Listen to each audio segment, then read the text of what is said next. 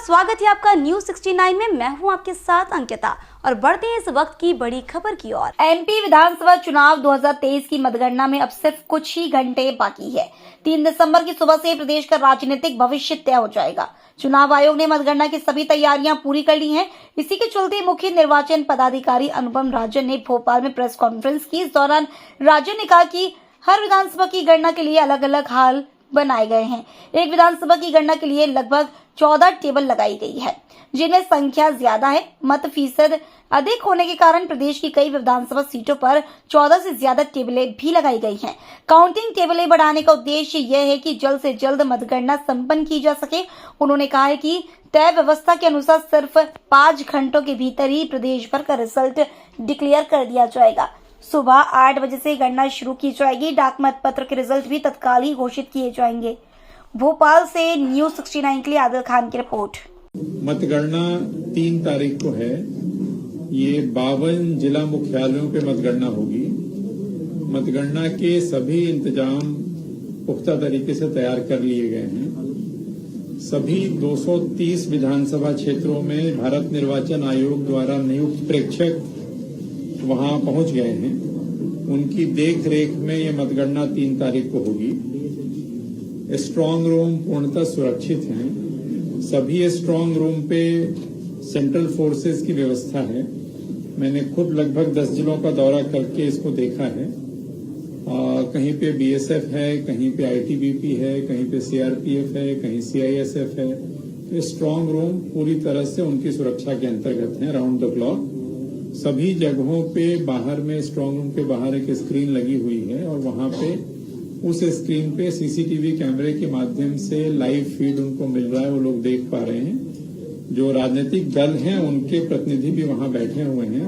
मैंने जहां जहां गया उनसे भी चर्चा की और सभी लोग व्यवस्थाओं से संतुष्ट हैं। निर्बाध विद्युत आपूर्ति सुनिश्चित रहे मतगणना के दिन, इसके लिए बिजली विभाग को, ऊर्जा विभाग को बताया गया है, उनको लेख किया गया है। और अभी भी विद्युत आपूर्ति में कहीं कोई बाधा नहीं है और वैकल्पिक व्यवस्था के लिए उसके लिए हमारे पास व्यवस्थाएं रहेंगी। जनरेटर की व्यवस्था है और अभी जो सीसीटीवी वगैरह है उसके लिए भी इन्वर्टर और यूपीएस के माध्यम से उस पर कार्रवाई वो जारी है, उसमें कहीं कोई दिक्कत नहीं है। और भारत निर्वाचन आयोग के द्वारा भी कल बैठक की गई। हमने भी कल हम लोगों ने कलेक्टर्स और एसपीज के साथ वीडियो कॉन्फ्रेंसिंग करके लगभग 2 घंटे तक जिलेवार समीक्षा की गई। सिक्योरिटी एस्पेक्ट को लेकर के भी और काउंटिंग सेंटर की व्यवस्था को लेकर के भी। जैसा मैंने आपको बताया कि 3 टियर सिक्योरिटी अभी भी है और काउंटिंग के दिन भी रहेगी। सिर्फ पासधारी, जिनके पास पास होगा वही लोग अंदर जा पाएंगे और जिनके पास अधिकृत पास है नहीं है उनका प्रवेश वर्जित होगा। मतगणना का परिणाम के लिए एक तो जो हमारी वेबसाइट है उस पे परिणाम आपको प्राप्त होंगे। एक results.eci.gov.in है, हम उसका विज्ञापन भी तैयार कर लिया हम लोगों ने, अभी दे देंगे, जो भी आ जाएगा या ग्रुप पे डाल देंगे। तो जो वेबसाइट्स हैं, जो वोटर हेल्पलाइन ऐप है, उसके माध्यम से हमें चीजें प्राप्त होती रहेंगी। क्योंकि मतगणना के परिणाम की एंट्री जो होगी वो आरओ के द्वारा की जाएगी। जो आरओ वहां पे मतगणना हॉल में है, हर मतगणना हॉल से सीधे वो एंट्री करेंगे उसमें, जो हम लोगों को अपनी वेबसाइट पे हम उसको फेच करेंगे और वेबसाइट के माध्यम से हम आपसे शेयर करेंगे। और डिफरेंट जो चैनल्स हैं, आप सभी का सहयोग मिलेगा, आपके माध्यम से लोगों को पता चलेगा। जिले में कई जगहों पे उन्होंने स्क्रीन्स की व्यवस्था की है। हम लोग अपने यहाँ भी कुछ स्थानों पे प्लेटफॉर्म है या अपना दफ्तर है और भी जो इम्पोर्टेंट जगह है वहाँ वॉल के माध्यम से, स्क्रीन के माध्यम से डिस्प्ले कर सकते हैं, करेंगे। आज की तारीख में सबसे जल्दी वो टीवी पे सबसे पहले दिख जाता है तो लोग वहीं देख लेते हैं, मोबाइल में देख लेते हैं। इस पे भी ध्यान रखा गया है कि मतगणना के परिणाम के उपरांत कई बार वो विजय जुलूस और कई तरह के प्रोसेसेस निकलते हैं। तो इसके बारे में भी कलेक्टर्स वगैरह ने बैठक करके कि उसके रूट्स वगैरह का भी ध्यान रखा जाए और अनावश्यक कोई विवाद की स्थिति न हो, क्योंकि आचार संहिता अभी भी प्रभावशील है। तो इसके बारे में ये भी एक मुद्दा दिमाग में रखा गया है और इस पे भी चर्चा पॉलिटिकल पार्टी से की गई है।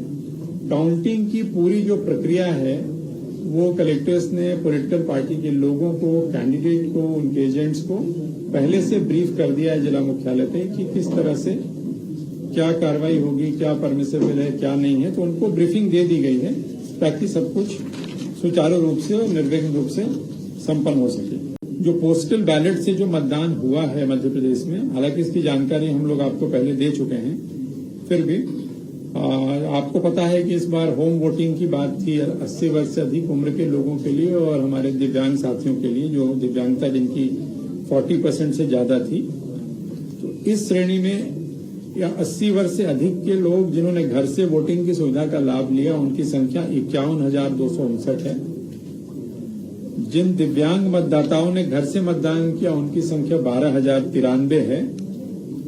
जो सेवाएं अति आवश्यक सेवाएं घोषित हुई थी, जिसमें फायर था, मेडिकल था और इस तरह की 1-2 और सेवाएं थी, उनके 1113 लोगों ने होम वोटिंग का लाभ लिया। जो गवर्नमेंट के कर्मचारी थे जिन्होंने पोस्टल बैलेट के माध्यम से मतदान किया, उनकी संख्या 3,04,623 है। और जिन लोगों ने अगेन गवर्नमेंट कर्मचारी लेकिन उन्होंने ईडीसी के थ्रू मतदान किया, उनकी संख्या 21,197। इस तरह लगभग 3,25,000 से ज्यादा गवर्नमेंट एम्प्लॉइज ने पोस्टल बैलेट के माध्यम से मतदान किया। जो हमारे 230 विधानसभा क्षेत्र हैं, इनके लिए जो टेबल में बता रहा था, जो टेबल की संख्या बढ़ाई गई है, तो यदि आप 230 को 14 पे देखते हैं तो उससे काफी ज्यादा टेबल लगाए गए हैं।